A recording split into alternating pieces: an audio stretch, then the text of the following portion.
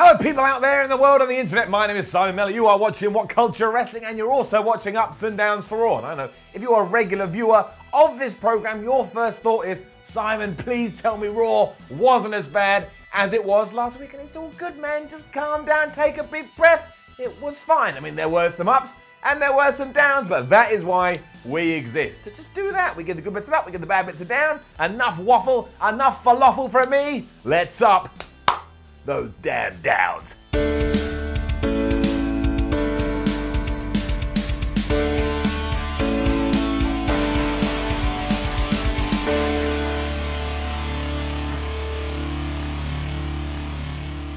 Raw started with a 10-bell salute for former President George Bush, who unfortunately did pass away this week, and tributes are always nice, especially on WWE TV, where we don't really get that many heartfelt moments.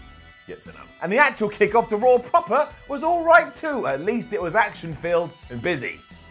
While it did seem like we were going to get Nia Jax and Tamina going against Ronda Rousey and Natalya, we didn't get that because the Riot Squad came out, they beat up Natalya as Nia Jax and Tamina beat up Ronda Rousey, and you knew that was going to happen. We weren't just going to start Raw with a match, we got heels in the ring, and those heels have got to get heat. That's what happens in WWE. Neidhart then got powerbombed off the apron through a table, and that cut to a really weird backstage bit where Ronda and Natty were walking around, and Natty was breathing as if she was running out of air, and Ronda just stared off into the distance looking all angry like this.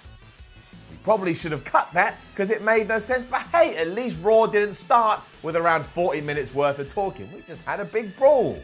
Ain't nothing wrong with that. For some reason, we then did another open forum featuring Alexa Bliss, Bayley, and Sasha Banks. Now, I'm absolutely starting to hate Sasha Banks' entrance because every time it happens, Michael Cole has to shout, "It's boss time!" But the more concerning thing is that we took an idea from last week that wasn't good, did it again, and surprise, surprise, it wasn't good. What the down? Had the same planted questions from fans asking things like, oh, who would you love to fight at WrestleMania? And Sasha Banks, what do you say to the rumors that you're just using Bayley? And it does seem as if this is building to the introduction of the Women's Tag Team Championships, and if that's so, that's all right. But as you already know, you know what happened. Alicia Fox, Dana Brooke, and Mickie James, they all came to the ring, but this time Sasha Banks and Bayley were aware, so instead it just turned into a tag team match. But these are long-winded, terribly scripted, and as for the match itself, Sasha Banks and Bayley just won. Okay, we're not done with the Ronda Rousey stuff though, because she was then yelling at Alexa Bliss. I can get enough. Rousey was livid given everything that had happened with her friend, and she wanted another match this evening against Nia Jax and Tamina. Alexa Bliss offered to find her a partner, and Ronda's like, nah, I ain't gonna let you find me a partner, I don't trust you. And then she stormed off, I presume, to go and find herself a partner. So let's keep everything crossed.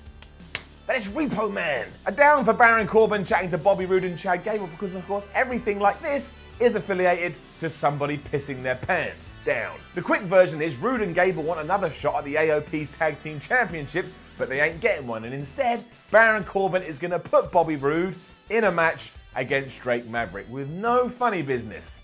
Anyone else smell Finn Balor? All of that ties into what's next from a continuity angle, but we'll get to that in a bit. But yes, Lucha House Party were then taking on Scott Dawson.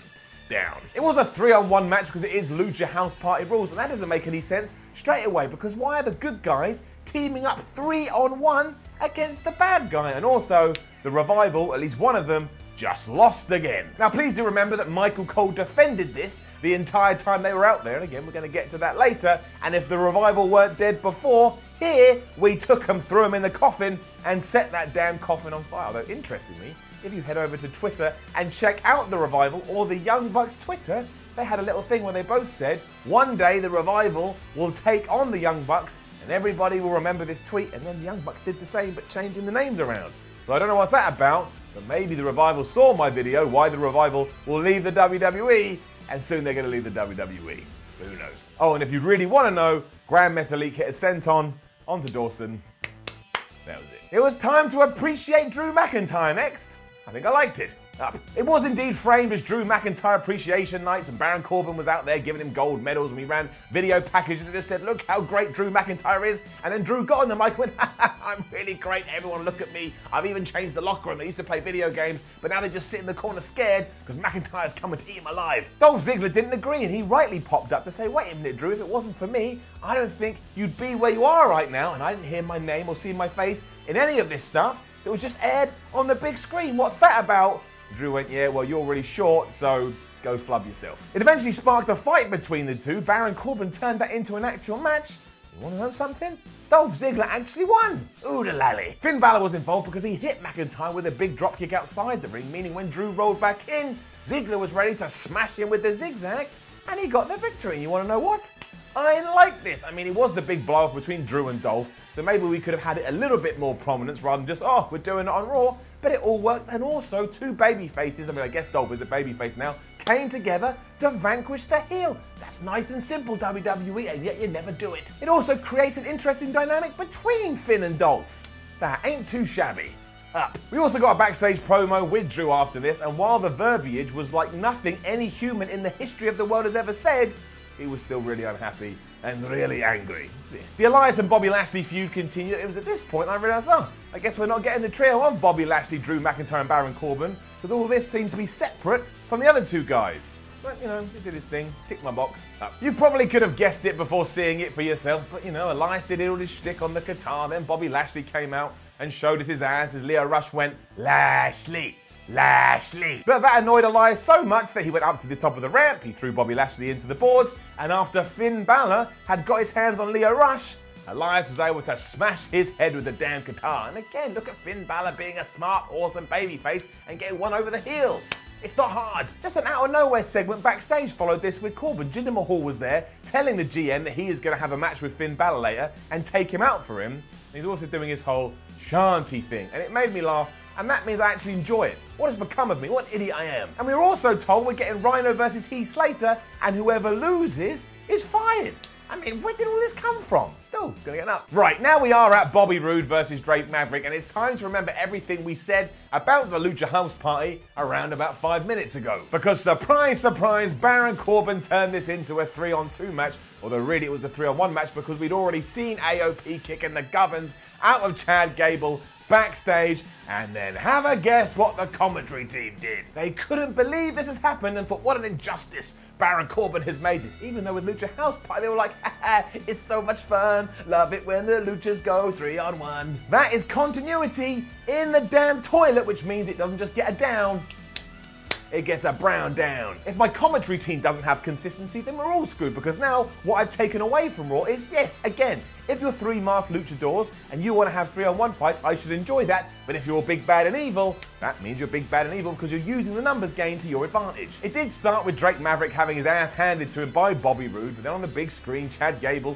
was also having his ass handed to him by the AOP. Baron Corbin turned and said, it's all right, guys, it's now on 3-on-2 match, but look, Chad Gable was already dead, so by the time AOP came out, they finished them off with the Super Collider in around about, I don't know what, a minute and a half? It didn't take long. The highlight, however, was that there were absolutely no pissing jokes, and for that I'm very grateful, so thank you WWE, double salute. And here we are, a part of the evening, I imagine divided everyone right down the middle, but Dean Ambrose arrived, and well, he's gone through quite the transformation. He walked to the ring basically in Dark Knight Rises Bane cosplay, and I ain't gonna lie, I love that look and I love Tom Hardy's portrayal in that movie, so for that very reason, it's gonna get an up. Ooh, you think darkness is your ally?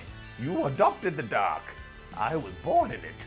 That is not Bane. However, when you forget about that and realise this is the heel Dean Ambrose we've been wanting for ages, and his main beef is that he doesn't want to get illnesses or diseases from the fans, well, again, that ain't really main event level heel now, is it? And it's just, I can't hate that, I don't hate that. I just think you're a bit of a goof. He also said that most people in Houston probably don't understand what he's saying because the school system's stuck. I mean, that is tame stuff, man. That is tame stuff, which sucks doubly because his new entrance is actually kind of intimidating. There's a weird air siren coming off, a bunch of SWAT team comes out with gas masks on. If Dean didn't come out with a stupid mask on, this may actually work, but as it is, down. He also said one of the reasons he hates Seth Rollins and Roman Reigns now is that they forgot what the Shield was set up to do and wanted to become role models, and that was too much for the man that wants to burn things down. He came out, Dean Ambrose and Seth Rollins had a big brawl. He took out some of Dean's cronies who were also dressed like the man who took out Batman's back, but eventually using his gas mask, Dean Ambrose clocked Rollins on the head and he was able to hit a Dirty Deeds, and once again,